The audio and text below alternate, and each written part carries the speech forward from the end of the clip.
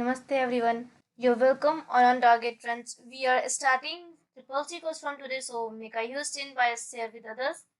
On target आज से triple C course शुरू करने जा रहा है, तो फटाफट से सभी लर्नर्स को शेयर करके उन तक ये बात पहुंचाने में हमारी मदद कीजिए। आज के वीडियो में हम जो कुछ पढ़ेंगे वो सब आपको पीडीएफ में अवेलेबल हो जाएगा। ट्रिपल सी कोर्स आपको एक नए तरीके से अवेलेबल कराने की कोशिश की जा रही है। आपको हिंदी और इंग्लिश दोनों में मिल जाएगा ये कोर्स, तो कोई भी क्वेरी हो आप कमेंट में पूछ सकते हैं। पहले थोड़ा सा सिलेबस का ओवरव्यू ले लेंगे। हिंदी और इंग्लिश दोनों में भी आपका सिलेबस अवेलेबल है यहाँ पर, तो चलिए देखते हैं। पहले हिंदी की बात करते हैं। सिलेबस में सबसे पहले हम लोग देखेंगे आपका जो कंप्यूटर होता है उसका थोड़ा सा इंट्रोडक्शन लेंगे, कंप्यूटर का परिचय, और इसके बाद में कंप्यूटर क्या है, कंप्यूटर की हिस्ट्री, इसकी विशेषताएं यानी कि इसका इतिहास और इसकी विशेषताएं, इसकी सीमाएं, और इसका एक क्लासिफिकेशन लेंगे। कंप्यूटर के भी अपने अलग क्लासिफिकेशंस होते हैं। इसके अलावा कंप्यूटर की जनरेशन जो होती है इसके बारे में आप लोगों ने सुन भी रखा होगा, कंप्यूटर की पीढ़ियाँ। फिर कंप्यूटर का जो कार्य पद्धति जिस पर कंप्यूटर का क्लासिफिकेशन है उन चीज़ के बारे में देखेंगे। फिर कंप्यूटर को आकार के हिसाब से कैसे बांटा गया है, या फिर कंप्यूटर के जो कुछ अनुप्रयोग हैं उनको देखेंगे। कंप्यूटर की संरचनाएं देखेंगे। फिर हम लोग सीपीयू पर चर्चा करेंगे, keyboard, mouse, input devices, output devices, computer memory, hardware और सॉफ्टवेयर। इसके अलावा हार्डवेयर सॉफ्टवेयर को थोड़ा सा हम लोग डीपली अलग से भी देख लेंगे। एप्लीकेशन सॉफ्टवेयर भी देखेंगे। सिस्टम सॉफ्टवेयर क्या होता है ये भी हम लोग जानेंगे। प्रोग्रामिंग भाषाएं थोड़ी सी हम लोग नाम वगैरह उनकी कौन कौन सी और कौन सी ज़्यादा इंपॉर्टेंट है, या फिर कौन सी प्रोग्रामिंग लैंग्वेज किस लिए यूज की जाती है।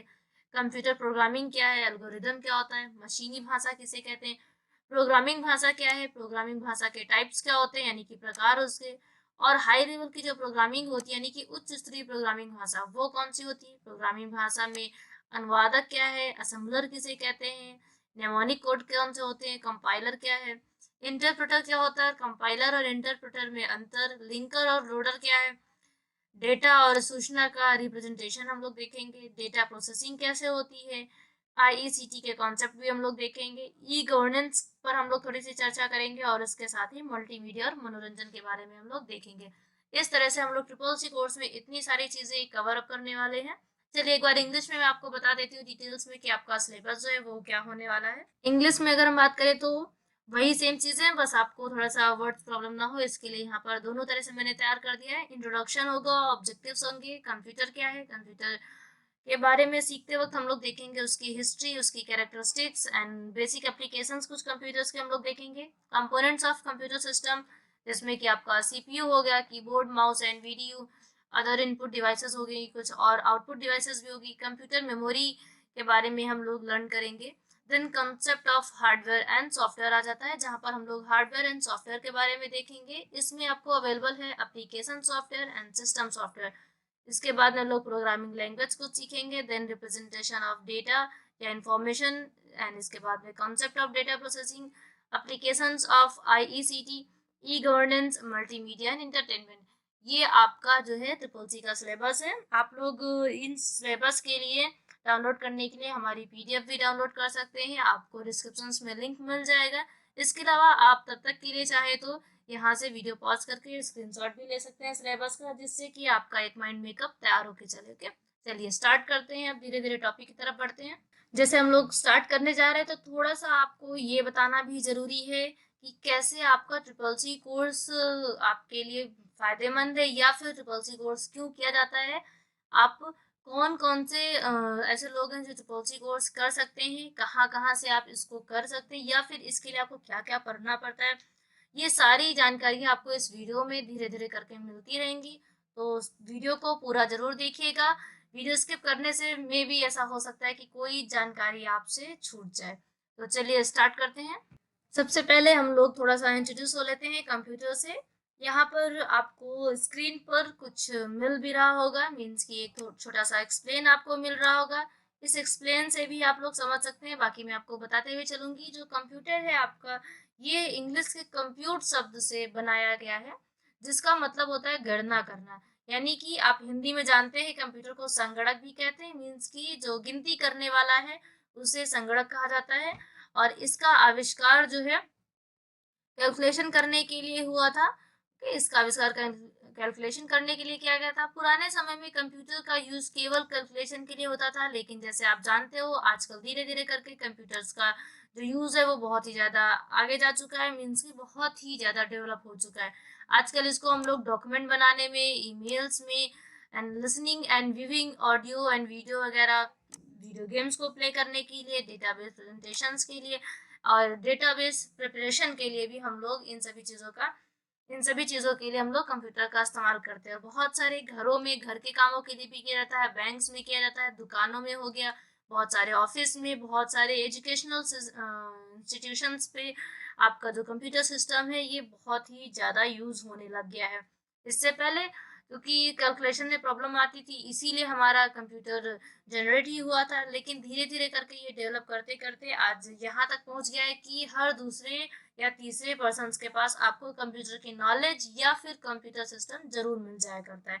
नहीं कंप्यूटर सिस्टम पूरी तरह का तो एक छोटा-सा लैपटॉप, मिनी लैपटॉप या फ़ोन में भी सेम प्रोसेसिंग होती है, तो वो भी एक तरह से आपका ऐसा ही मशीन डिवाइस है। ओके, चलिए बात करते हैं जो कंप्यूटर आपका होता है उसको जो काम आप कहोगे वो सिर्फ और सिर्फ वही काम करेगा।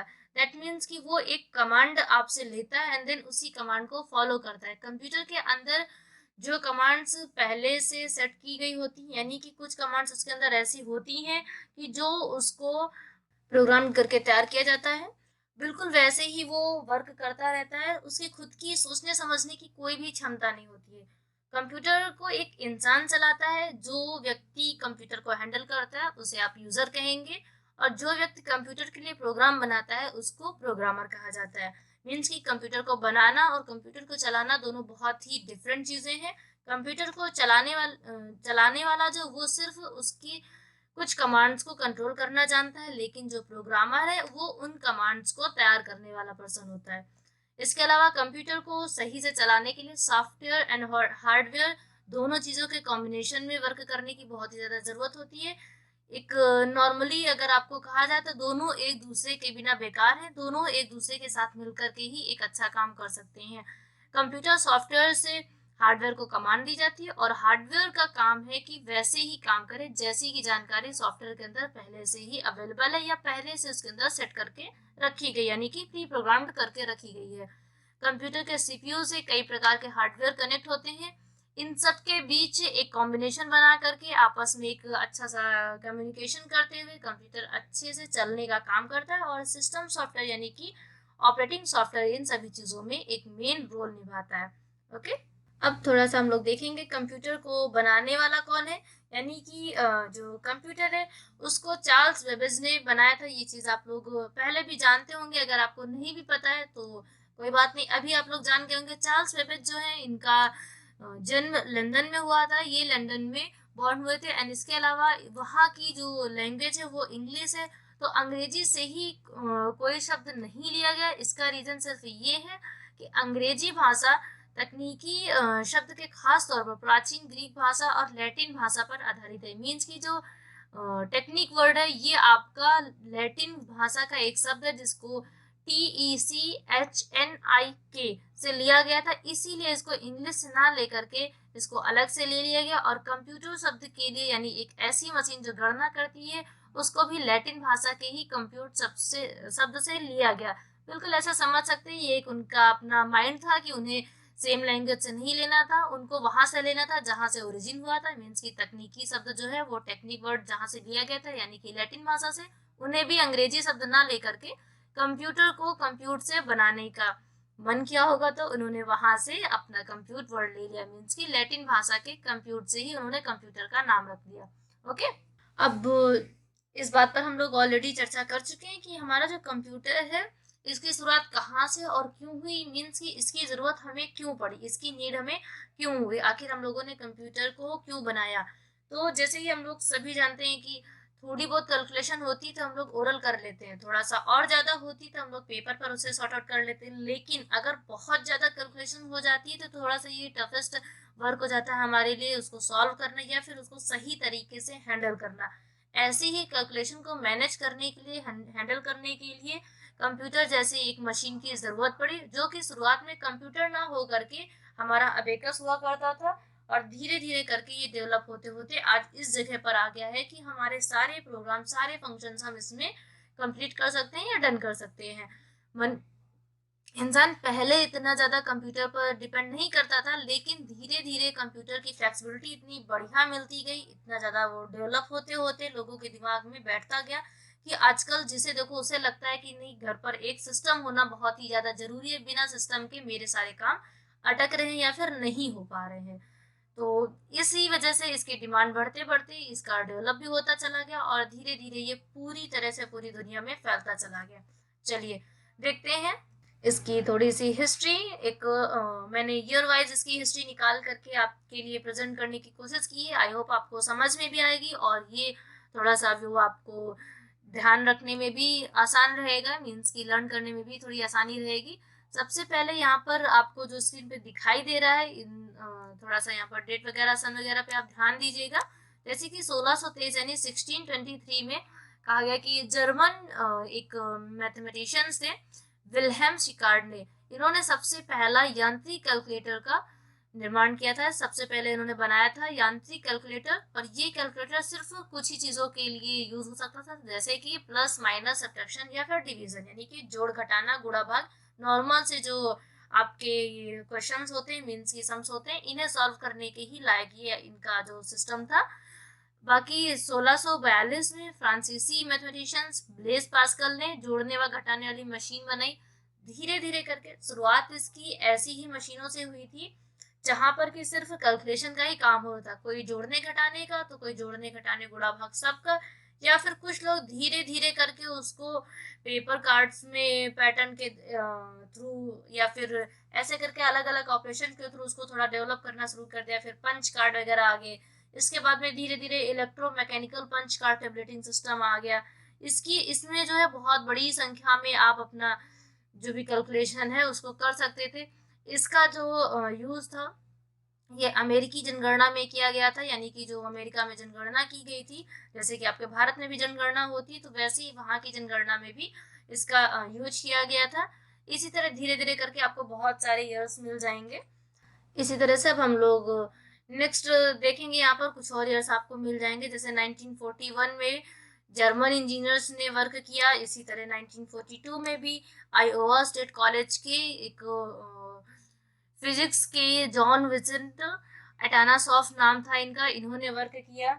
इसी तरह 1944 में, 1943 में, 1946 में धीरे धीरे करके हर कुछ सालों में कंप्यूटर पर वर्क होता रहा और धीरे धीरे करके ये जो डेवलप था आपको आकर के मिलता रहा। ये कैसे सोसाइटी में इसने हेल्प किया, ये सब चीज़ें बढ़ती गई और सिस्टम की डिमांड बढ़ती गई। पहले जो सिस्टम जब डेवलप किए गए तो कुछ ऑफिशियल वर्क में ही इनका इस्तेमाल किया जाता था, जैसे कि वर्ल्ड वार वगैरह हो गया या फिर कुछ साइंटिस्ट हो गए, वही इसका इस्तेमाल करते थे।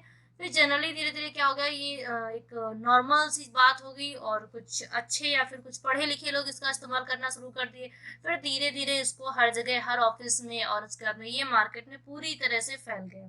ओके, चलिए नेक्स्ट ऐसे भी आपको कुछ और सन मिल जाएंगे यहाँ पर। जैसे 1951 में, 1969 से 71 तक बेल लेबोरेटरी में यूनिक्स ऑपरेटिंग सिस्टम को डेवलप किया गया। इसी तरह यूनिक्स ऑपरेटिंग सिस्टम के बारे में आप लोगों ने काफ़ी सुन रखा होगा। इसके अलावा आपको 1971 में भी सिस्टम पर वर्क किया गया, यहाँ पर भी माइक्रो प्रोसेसर डेवलप किया गया। इसके अलावा 1975 में, 1976 में, 77, 1981, 1984, इस तरह करके हर एक कुछ सालों में यहाँ पर सिस्टम पर आपको वर्क करता हुआ कोई ना कोई मिल जाएगा। यहाँ पर जो कुछ इम्पोर्टेंट डेवलप है या फिर कुछ इम्पोर्टेंट यहाँ पर जो चेंजेस आए थे कंप्यूटर सिस्टम में, वो आपको पीडीएफ में जब लास्ट में कोर्स कंप्लीट हो जाएगा तो एक क्वेश्चन के थ्रू मिल जाएंगे। फिलहाल के लिए आपकी नॉलेज में रहना सब कुछ जरूरी है। सीधे डायरेक्टली आप एग्जाम पर भी फोकस नहीं कर सकते, क्योंकि अगर आपकी एक जनरल नॉलेज नहीं कंप्लीट रहेगी तो आप एग्जाम बीट नहीं कर सकते हैं।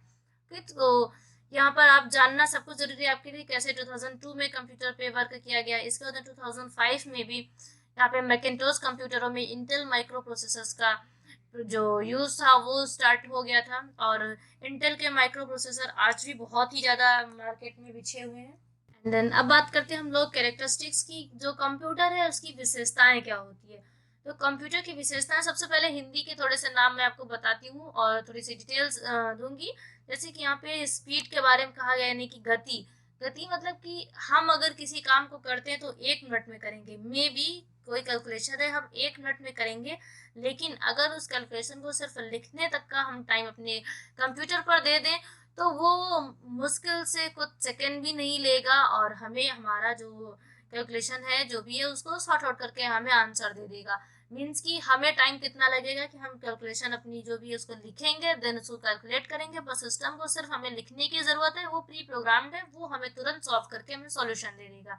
इसकी स्पीड बहुत अच्छी होती है, एक्यूरेसी इसकी बहुत अच्छी होती है। हमसे हो सकता है मिस्टेक्स हो जाए कैलकुलेशन करने में, लेकिन सिस्टम जैसा कि मैंने बताया ये प्री प्रोग्राम्ड है, तो इसमें कोई चांस ही नहीं कि कोई मिस्टेक हो जाए। ओके। देन परमानेंट स्टोरेज, यानी कि आप इसमें कोई भी चीज स्टोर कर सकते हैं, परमानेंट स्टोर कर सकते हैं। डिपेंड करता है कि आप उसको कैसे संभाल के रखते हैं, जैसे कि आप सीडी मेमोरी वगैरह में चीजें संभाल करके रख सकते हैं। हो सकता है आपकी कॉपी एक बार के लिए खराब हो जाए, लेकिन अगर आपने एक सीडी बना ली है अपने किसी भी प्रोग्राम की, तो सीडी को आप जब तक संभाल के रखेंगे आपका वो प्रोग्राम उतने सालों के लिए, उतने जन्मों के लिए आपके लिए सेफ रहेगा। एंड देन यहाँ पर अगर बात करें कंप्यूटर की, बहुत ही अच्छी खासियत है कि इसका बहुत ही बड़ा स्टोरेज जो कैपेसिटी है वो है, मीन्स की विशाल भंडारण क्षमता है। आप कॉपी में 100 पेज लिख सकते हैं, 200 पेज का रजिस्टर लाएंगे 200 पेज लिख सकते हैं, लेकिन आप कितने सारे रजिस्टर संभालेंगे। ऑफिस की अगर बात करें तो एग्जांपल ले लेते, तो ऑफिस में कितने सारे डेटा होते हैं, तो हर पर्सन के लिए एक एक रजिस्टर, इस तरह से तो एक कमरा पूरा भर जाएगा। तो इन सभी चीज़ों से बचने के लिए आपका सिस्टम आपकी बहुत ही ज़्यादा हेल्प करता है। एक बड़ा स्टोरेज होने की वजह से इसमें चाहे जितना डेटा हो आप स्टोर कर सकते हैं, और सबसे खास बात ये एक छोटा सा एरिया ही लेगा आपके सारे डेटा को रखने के लिए। मीन्स कि जितना साइज आपके कंप्यूटर का है उतना ही एरिया वो सिर्फ लेगा, ना कि पूरे एक कमरे का। देन इसके बाद में फास्ट रिट्रीवल, मीन्स कि जो कुछ भी आपने इसमें सेव कर रखा है उसे आप जल्दी से ढूंढ सकते हैं। जैसे कि हम किसी रजिस्टर में लिख लेते हैं, तो किसी रजिस्टर में लिखने के बाद में अगर हमें ढूंढना पड़ता है तो मे बी 10 मिनट 15 मिनट तो आराम से लग जाने होते हैं। पेज नंबर आपको आप बहुत ही अच्छे माइंड के तो मे बी आपको याद हो, अदरवाइज ये बहुत ही रेयर केस में होता है कि किसी को चीज़ें टाइम पर मिल जाए। तो फास्ट रिट्रीवल का मतलब ये कि आपने कौन सी चीज़ कहाँ सेव कर रखी, ये सभी चीज़ें आपके सिस्टम को याद रहती हैं। आपको सिर्फ इतना याद रखना है आपकी फाइल का नाम क्या है, और वो आपको तुरंत आपके सामने ला करके रख देता है। इसके अलावा क्विक डिसीजन, जल्दी निर्णय लेने की क्षमता होती है। आप यस और नो सोचेंगे और उसे अगर आप एक बार कमांड दे देते हैं तो वो तुरंत के तुरंत आपका काम खत्म कर देता है। देन इसके बाद में इसमें जो विविधता होती है यानी वर्सेटिलिटी होती है, पुनरावृत्ति होती है, रिपीटेशन इसमें अवेलेबल है, इसमें स्फूर्ति होती है, और सीक्रेसी भी अवेलेबल है, मीन्स की गोपनीयता। आपका जो भी काम है वो सिक्योर है पूरी तरह से, आप इस चीज से निश्चिंत रह सकते हैं। इसके बाद में बात करते हैं हम लिमिटेशन ऑफ कंप्यूटर की। तो जैसे हम लोग जानते हैं कि जो अगर किसी चीज के कुछ फायदे हैं तो उस चीज के कुछ नुकसान भी होते हैं, और उन्हीं नुकसान से बचने के लिए हर चीज की एक लिमिटेशन होती है, एक बाउंडेशन होती है। तो जहाँ पर हम कंप्यूटर में इतने सारे काम कर सकते हैं वहां पर हमारे नुकसान है। तो कुछ बाउंडेशन जो उसकी वो कुछ ऐसी, जैसे कि ये इसके पास कोई बुद्धि नहीं होती है, यानी ये बुद्धिहीन एक मशीन है, ये खुद से नहीं सोच सकता है। आप इसको अगर गलत बता रहे तो वो गलत डायरेक्शन में भी वर्क करेगा, वो आपसे ये नहीं कहेगा नहीं मैं इस डायरेक्शन में नहीं जाऊंगा, ये चीज सत्य है असत्य है, यानी कि ट्रूथ फॉल्स, या फिर कोई चीज गलत है या फिर कोई चीज सही नहीं है, ये सब चीजों से इसको कोई मतलब नहीं। आपने कमांड दे दी और उसने वर्क कर दिया। इसके अलावा थोड़ा सा एक्सपेंसिव भी है, जैसे कि रजिस्टर आपको मैक्सिमम 100-200 का मिल जाएगा, लेकिन अगर आप सिस्टम लेने जाते हैं तो हजारों में आपको मिलता है, यानी कि जितना आप लेना चाहे, तो बहुत ही ज्यादा एक्सपेंसिव है। इसके अलावा इसमें वायरस का भी खतरा होता है। वायरस का मतलब ये कि बिल्कुल ऐसे कह सकते हैं, नॉर्मली आपके जो रजिस्टर वगैरह हैं उन्हें चूहों से खतरा होता है, तो आपका जो सिस्टम है उसे वायरस से खतरा होता है। एंड इसके अलावा हम बात कर ले तो आपका सिस्टम इलेक्ट्रिसिटी पर भी डिपेंड करता है। अगर आपके पास इलेक्ट्रिसिटी नहीं है तो आप सिस्टम नहीं यूज कर सकते, या फिर सडनली इलेक्ट्रिसिटी चली गई है तब आप सिस्टम नहीं यूज कर सकते हैं। फिर यूजर इनपुट पर भी आधारित है, यानी सिस्टम है तो उसे कंट्रोल करने वाला भी कोई होना चाहिए। उसे जब तक कोई ना कोई कमांड नहीं दी जाएगी तब तक उस पर वर्क नहीं हो सकेगा, और हैंग होने की समस्या भी आपके सामने कभी कदार आ सकती है। तो इन सभी प्रॉब्लम्स को भी फेस करना पड़ सकता है, यही लिमिटेशंस होती हैं सिस्टम की। अब बात करते हैं हम क्लासिफिकेशन ऑफ कंप्यूटर्स की। क्लासिफिकेशन की अगर हम बात करें तो क्लासिफिकेशन में सबसे पहले आपको मैं बता दूं कि यहाँ पे 3 क्लासिफिकेशन आपको मिलेंगे, एक application, then purpose, then size. यानी कि एप्लीकेशन के बेस्ड पर आपके कंप्यूटर को क्लासिफाइड किया गया है, देन पर्पस के अकॉर्डिंग क्लासिफाइड किया गया है, देन साइज के अकॉर्डिंग क्लासिफाइड किया गया। तो ये जो क्लासिफिकेशन ये सिर्फ इसीलिए ऐसा किया गया है जिससे कि कहाँ पर काम के लिए यूज किया जा रहा है, कहाँ पर इसको किसी रिसर्च के लिए यूज किया जा रहा है, या फिर किस पर्पज से यूज किया जा रहा है, उसके हिसाब से आप अपना सिस्टम परचेज कर सके और अच्छे से अच्छा एक परफॉर्मेंस आपको मिल सके। यानी कि एक ही सिस्टम बहुत सारे परफॉर्मेंस अगर देने लगेगा तो थोड़ा सा ये प्रॉब्लम कर सकता है, लेकिन अगर एक सिस्टम को एक परफॉर्मेंस के लिए तैयार किया जाता है तो वो बहुत ही अच्छा परफॉर्म करेगा। तो बस इसी वजह से यहाँ पर 3 पर्पज से आपके सिस्टम को तैयार किया जाता है, यानी इसके क्लासिफिकेशन 3 है, application and purpose and size. Okay, यहाँ पर हम लोग देखेंगे जो तीनों आपके कंप्यूटर के टाइप हैं, उन टाइप्स में भी कुछ सब टाइप हैं। जैसे कि आपका जो type on computer, based on computer, यानी कि जो आपका सिस्टम है कंप्यूटर, कैसे analogue computer, digital computer, hybrid computer, 3 type के आपको यहाँ पर मिल जाएंगे। एंड इसके अलावा अगर पर्पज की बात करें तो पर्पज के हिसाब से आपको 2 टाइप से मिल जाएंगे। जैसे कि जनरल पर्पज, सामान्य तौर पे जो लोग इस्तेमाल करना चाहते हैं, फिर स्पेशल पर्पज जैसे साइंटिस्ट वगैरह हो गए, या फिर किसी ऑफिस में स्पेशली डिजाइन कराए गए कंप्यूटर्स। एंड इसके बाद में जो साइज के हिसाब से देखा जाए तो micro computers, mini computers, main frame computers, या फिर सुपर कंप्यूटर जैसे बहुत बड़े कंप्यूटर, इस तरह के कंप्यूटर्स आपको देखने को मिलेंगे। सबसे पहले हम लोग बात कर लेते हैं एनालॉग कंप्यूटर की। एनालॉग कंप्यूटर में आपके वो कंप्यूटर्स आते हैं जो फिजिकली जो यूनिट्स होती हैं उनको आपको काउंट करने में या फिर उन्हें मेजर करने में आपकी हेल्प करते हैं। जैसे कि आपका प्रेशर हो गया यानी दाब, तापमान हो गया टेम्परेचर, लंबाई यानी कि हाइट वगैरह, इन सभी चीज़ों को मेजरमेंट करने में आपकी हेल्प करते हैं। एंड इनको मेजर करते हैं वो एनालॉग तरीके से, देन वो प्रेजेंट करते हैं आपको एक नंबर्स में या फिर एक ऐसे मेजरमेंट यूनिट में आपको प्रेजेंट करते हैं जिससे कि इजीली आपको समझ में आ जाए। ये किसी भी यूनिट्स का किसी दूसरे से कंपेयर करते हैं। देन जैसे कि एग्जांपल के लिए कहते हैं थर्मामीटर, आपका एग्जांपल यहाँ पर आपको मिल जाएगा। थर्मामीटर जो है उसे काउंट करना नहीं आता है, लेकिन ये क्या करता है, आपका जो भी रिलेटिव उसका एक्सप्रेशन होता है वो आपको आपके शरीर का जो भी टेम्परेचर है वो आपस में कोरिलेट करके एक टेम्परेचर का आपको एक नंबर प्रोवाइड करा देता है कि हाँ इतना टेम्परेचर आपके बॉडी का है, जिससे आपके लिए समझना आसान हो जाता है।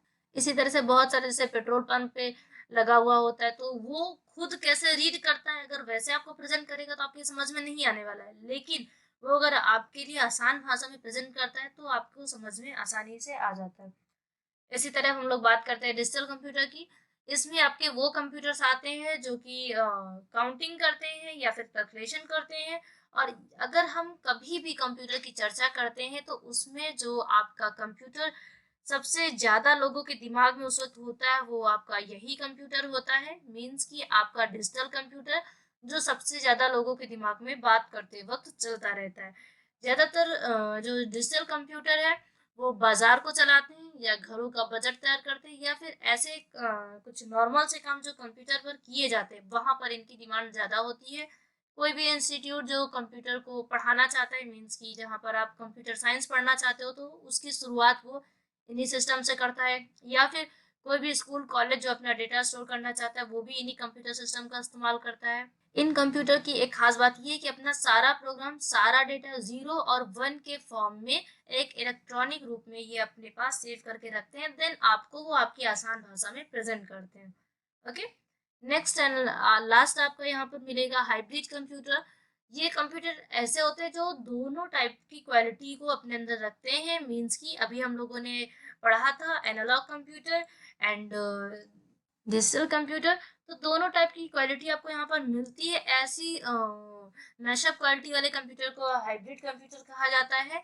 ये कंप्यूटर आपको मोस्टली किसी हॉस्पिटल में हो गया या साइंटिस्ट जहाँ रिसर्च करते हैं ऐसी जगहों पर मिल जाया करेंगे, क्योंकि इसमें होता है कि ये आपको एनालॉग तरीके से जरूर मेजर करते हैं लेकिन डिजिटली उसे सेव करते हैं। और इसे डिजिटल तरीके से सेव करने के अलावा प्रेजेंट करने का तरीका या फिर एनालॉग तरीके से प्रेजेंट करने का तरीका, इसमें थोड़ा सा मिक्सअप चलता रहता है।